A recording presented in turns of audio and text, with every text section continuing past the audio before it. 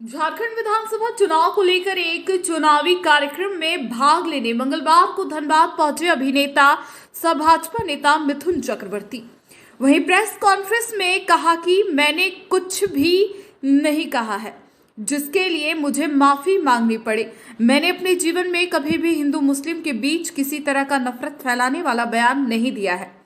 Pakistani don Shahzad भट्टी द्वारा धमकी दिए जाने के मामले में अभिनेता मिथुन चक्रवर्ती ने कहा, मैं किससे और क्यों माफी मांगूं?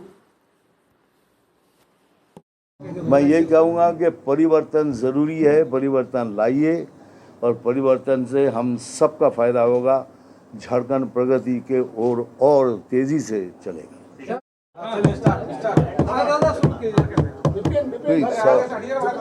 एक भी सर सवाल आप करेंगे, जवाब मैं दूंगा। पूछिए। झारखंड में आप जनसंपर्क करते हुए आ रहे हैं, क्या माहौल देखे हैं? देखिए, कल तो 2 में से 3 में से एक तो कैंसिल हो गया क्योंकि हेलीकॉप्टर प्रॉब्लम था। फिर भी जितना मैंने देखा है, अगर 3 घंटे से 4 घंटे से हुजूम में लोग बैठे हुए थे कल ही मुझे देखने के लिए और मेरे से सुनने के लिए, इसके लिए मैं आभारी हूँ कि इतना प्यार भगवान के कृपा के सिवा हो ही नहीं सकता। और जो देखा है उससे मुझे ऐसा लगा है कि यहाँ के लोग परिवर्तन मांग रहे हैं और परिवर्तन होगा तभी स्टेट का और भला होगा। क्योंकि मैं ये समझता हूँ, मैं ये नहीं कह रहा हूँ कि वो आएगा तो खराब होगा, ये वो सब बातों में मैं नहीं जाता, क्योंकि मैं राजनीति नहीं, मैं मनुष्य नीति करता हूँ। और मनुष्य को देखते हुए लगा है कि लोग परिवर्तन मांग रहे हैं और हम भी चाहते हैं कि एक परिवर्तन आए झारखंड में, तो झारखंड प्रगति के रास्ते पर और जल्दी आगे चलेगा। झारखंड में मिथुन दा का जरूरत बीजेपी को लगता है पहली बार हो रहा है। देखिए, बीजेपी को मिथुन दा की ज़रूरत नहीं है। बीजेपी में मेरे जैसे बहुत से कलाकार हैं और बड़े बड़े कलाकार हैं। मिथुन दा को बीजेपी की ज़रूरत इसलिए हुई है कि मैं झारखंड से जुड़ा हुआ हूँ, इसलिए जुड़ा हुआ हूँ कि आदिवासी का रोल मैंने पहली फिल्म में मैंने आदिवासी का रोल किया है। घिनुआ, किस फिल्म में? मृगया फिल्म में मैं आदिवासी का रोल किया था, जिसमें मेरा नाम था घिनुआ। आज वही घिनुआ को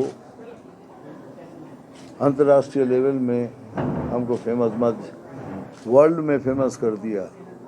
तो इसलिए मैं झारखंड का आभारी हूँ, आदिवासियों का आभारी हूँ और मैं चाहता हूँ कि एक बार आदिवासियों के वहाँ भी पहुँचूँ। मैं ऐसा एक सिंगल पॉलिसी में बिलीव नहीं करता।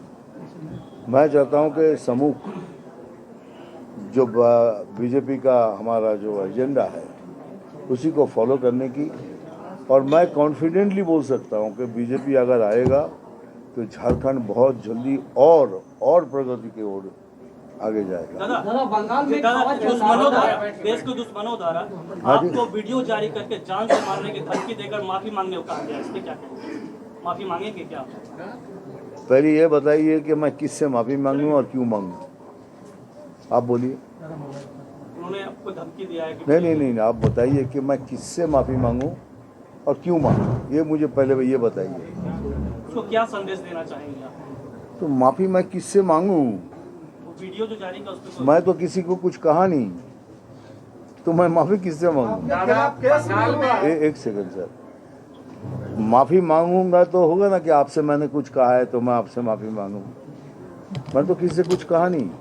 मैंने एक आदमी को और एक बार बोलता हूँ है जिन्होंने ये कम्युनल कार्ड खेल रहा है, उन्होंने कहा कि 2 घंटे के अंदर हम लोग 70% मुस्लिम है, 30% हिंदू है, हम हिंदू लोगों को 2 घंटे के अंदर काट के भागीरथी में बहा देंगे। मैं उसके खिलाफ बात की, क्योंकि ये आदमी हिंदू मुस्लिम में राइट कराएगा और हम नहीं चाहते कि पश्चिम बंगाल के हिंदू मुसलमान के राइट हो। तो मैं किसी भी तरह किसी भी कम्युनल कार्ड के अगेंस्ट में बोलूँगा और ये मैंने बोला है, लेकिन कोई कम्युनिटी के बारे में कभी कुछ नहीं कहा। सिर्फ आज नहीं, अब मेरा फ्यूचर देख लिया, अब बैक साइड में देखिए, मैंने ज़िंदगी में कभी भी किसी भी कम्युनिटी के बारे में ना कुछ कहा है, ना अभी कहा है, ना अभी कह रहा हूँ और ना आगे भी कहूँगा कि मेरे इतने से बात को लेके कट। अब इसको डॉक्टर किया जा रहा है, उसका अपनी कहानी बता रहा है कि देखो मुसलमान को धमकी दे रहा है या किसी को। पूरे मेरे स्पीच में मुसलमान लफ्ज़ तक नहीं है। अगर आप लोगों ने नहीं देखा है किसी ने तो देख लीजिए। आपने कहा था 1 सेब काटोगे तो 4 सेब काटेंगे। हाँ सर, 4 फल काटेंगे। ये किसको कहा है? मैंने सरकार को। सरकार को नहीं, जो बयान जो दिए नहीं, अब अच्छी तरह से सुनिए। हमने कहा है कि जो सरकार जो अभी कुछ दिन पहले और एक बीजेपी के लड़के को मार दिया, ये सरकार को कहा है। सरकार से पब्लिक स्पीच तो सरकार से हो रही है, ये बात एक अलग से है। नहीं, गलत बात है। मैंने किसी को कभी किसी इसको मुद्दा बनाए हुए हैं। अब मैं ठीक समझा नहीं है। जो घुसपैठिये के मामले अभी आ रहे हैं, भाजपा लगातार कर रही है, घुसपैठियों को हम लोग यहाँ से बाहर खदेड़ देंगे। इस मामले को आप कैसे देख रहे हैं? क्योंकि आप बंगाल से भी आए हैं। देखिए, हम पहली बार भी बोल रहे हैं, आगे भी बोल रहे हैं, जो लीगली आएगा दे आर वेलकम। लीगली हम बोल रहे हैं कि जो भी जिसको भी आना है आप कानूनन आइए।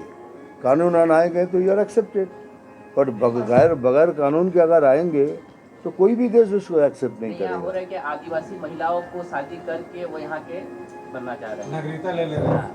आदिवासी महिलाओं से शादी कर रहे हैं बांग्लादेशी। ये बहुत इंडिविजुअल मामला है और ये आप लोगों को समझाना है कि अगर ये सही है कि गलत है। ये बिल्कुल इंडिविजुअल मामला है। अगर कोई किसी को पसंद करता है या शादी करता है, ये तो दादा बंगाल का अगला मुख्यमंत्री आप मान रहे हैं? इसी तरह से हवा चल रहा है मिथुन चक्रवर्ती। हवा बहुत है। देखिए, पहली बार तो बीजेपी पहले से किसी को कोई पद नहीं देता है।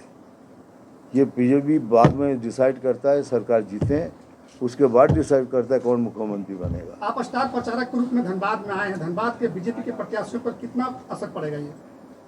सर, असर से ज़्यादा लोगों को ये तो समझ में आएगा कि मिथुन चक्रवर्ती आया क्यों। जी, ये तो पूछेंगे ना कि मिथुन चक्रवर्ती यहाँ डिस्को डांसिंग करने नहीं आया, तो कुछ तो करने आया है। तो जब करने आया है तो किसी को सपोर्ट करने आया है, तो सपोर्ट करने आया तो किसको सपोर्ट करना है? बीजेपी की पार्टी को। तो ये मतलब तो क्लियर ही हो जाता है। ये तो हमारे आदिवासी लोग बता पाएंगे, लेकिन मैं घिनुआ बहुत प्राउड हूँ, क्योंकि इसी घिनुआ से आज मैं इतना बड़ा स्टार बना हूँ। ये झारखंड की राजनीति पूरी तरह से आदिवासी केंद्रित हो गई है। चुनाव में सब दल आदिवासी कर रहे हैं, तो आप घिनुआ के रूप में क्या प्रकाश डालेंगे? तो सबसे ज़्यादा तो मैं बोलूँगा, क्योंकि मैं घिनुआ का रोल अदा किया था। मैं आदिवासी होके बन के मैं इतना बड़ा सुपरस्टार बना हूँ, तो मैं अपने आदिवासी भाइयों को बोलूँगा कि मेरे साथ खड़े रहिए। दादा अभी देखा जा रहा है, जब कोई एक फिल्म चलती है ना तो सारे प्रोड्यूसर उसके पीछे पड़ जाते हैं। अभी 2 फिल्म एक साथ बहुत बड़ी हिट हुई, एक कबली वाला और एक इससे पहले प्रजापति। उसके साथ फिर लग गई, फिर शास्त्रीय रिलीज हुई, वो भी फीकी चली है।